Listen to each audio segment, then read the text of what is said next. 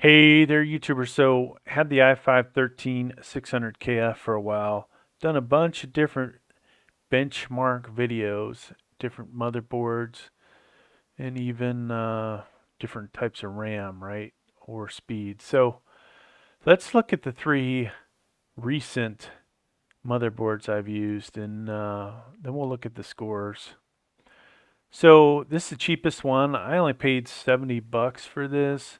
B660 DS3H AC DDR4. Now, beyond the fact this is a B660, the other thing to note is this 8 plus 2 plus 1 phases hybrid digital VRM. And looking over at the picture, it's like, no heatsink here and kind of a dinky one here. Just doesn't look like that great a quality of a motherboard, right? Now, Gigabyte has the micro ATX version of this. Probably sells for about $119, $129. But overall, I don't expect a whole lot out of this motherboard. Looking at the next one, Intel Gaming X DDR4, and when you just look at this, it's like, whoa, this almost looks like some of the Aorus gaming motherboards they have, right? But looking over here, 8 plus 1 faces hybrid digital VRM design. Very similar to that Gigabyte. Obviously, this middle digit's different. The other one had a 2, that is a 1. But looking at it, it's like, boom, heatsink here, boom, bigger heatsink here. This looks like it really should be a better motherboard for benchmarks. Now, other things probably could come into play with these benchmarks, CPU coolers, maybe even the RAM. Who knows what else. Final motherboard. This is a not so fantastic Asus Prime Z690 D5. Just looking at it, it honestly looks kind of like a cheap Z690. Not as impressive as some of the ones I bought recently, but still looks at least as good as the Gaming X, right? Or not. Over here, we see this 14 plus 1 Dr. Moss and large VRM heatsink. So you would think this has a lot of potential. It's also DDR5. So who knows? How will they all do?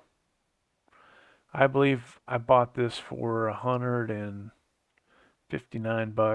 I just recently sold it, but let's go ahead and look at the results. So before we look at the bottom half of the screen, benchmark scores and various motherboards. That's kind of the title of this video. CPU is the i5-13600kf. CPU coolers, various. They were all good CPU coolers, right? Right now using the ID cooling in this Gigabyte B660 DS3H, and that's a 280 millimeter AIO water cooler, okay? Noctua D15 was in this motherboard, and then this guy had, I believe it was the Arctic Liquid Freezer 280 millimeter. Now, none of these had thermal throttling or power limit throttling. So let's look at the scores. Well, before we look at the scores, this is how the first one was decked out. Gigabyte Gaming X B660M D4 had one 8 gig stick of 3200 megahertz RAM. Now the next one was the Gigabyte B660 DS3H AC D4. Did this twice. 2133 megahertz, 32 gigs. So the greatest quantity. Then we did it again with 3000 megahertz. Finally, the Asus Prime Z690 D5, 4800 megahertz, 16 gigabytes. So this had the fastest speed, this had the greatest quantity, this had, as far as D4 goes, the lowest amount but the highest speed. So looking at XTU, this motherboard had the highest score. Now, doesn't necessarily mean anything because XTU's kind of spastic on the score sometimes, but this makes you think maybe RAM is a lot more important to benchmarks. And if it is, then hey, that explains why this crushed the slower speed version of this and just barely beat faster RAM with a lower quantity. But what about the 4800 megahertz D5 16 gigs? Why did it not hold up? Not really sure. So that was kind of surprised. All right, Cinebench R20. Looking at the scores, boom. D4 at 3000 megahertz, 9233. That was the highest score. I've had higher scores by overclocking, but yeah, that's pretty good.